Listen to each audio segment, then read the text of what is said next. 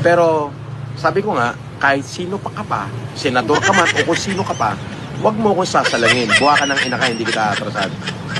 Kompleto ako ng dokumento, pati yung kaso, pati yung paghihiring natin sa Quezon City, kompleto ako. Okay?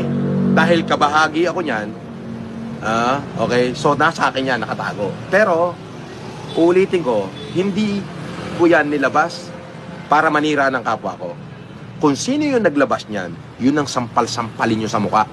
At kung sino yung nagpapakalat niyan, yun uli yung sampal-sampalin nyo sa muka. Dapat, Senator Manny Pacquiao, sinampal-sampal mo sa mukha yan sa makagago eh.